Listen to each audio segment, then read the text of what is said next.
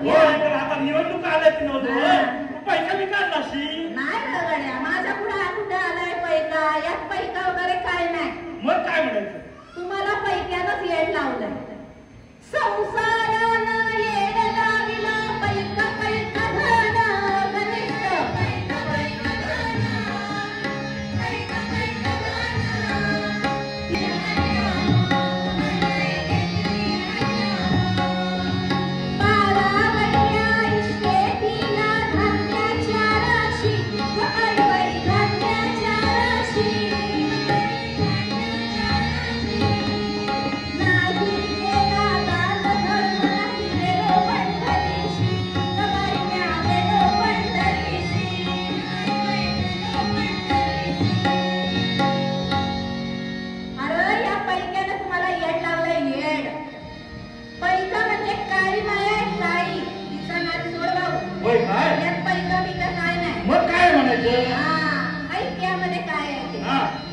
यामध्ये आहे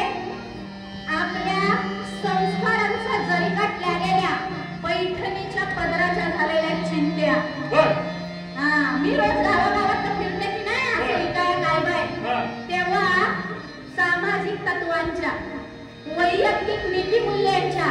मला रोज चिंध्या पाहायला मिळतात त्या चिंध्या मी उचलते आणि या माझ्या कातड्यामध्ये घालते असं काय आणि म्हणून असा जनसमुदाय शोधते जिथं मला ज्ञानाचं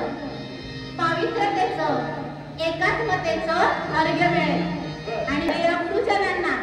आणि माझं असं मत आहे की भाऊ या चिंध्या तुमच्या ज्ञानानं तुमच्या एकात्मतेनं तुमच्या पावित्र्यानं शिवा आणि आपला हा संस्कृतीचा पैठणीचा पदर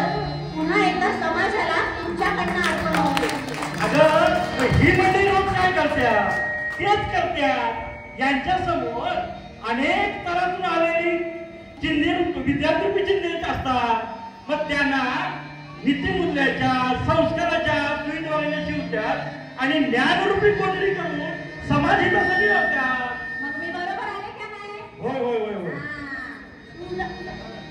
तुझा ये दिलास ते बरं झालं बाबा तुमच्या सगळ्या मान्यवरांचा शिक्षकांचा वेळ अमूल्य आहे मला माहित आहे पण हे फार महत्वाचं आहे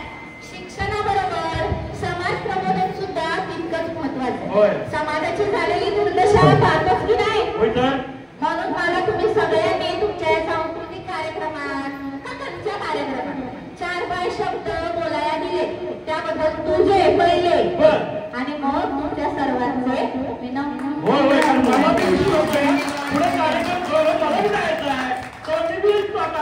ठीक आहे बरं आणि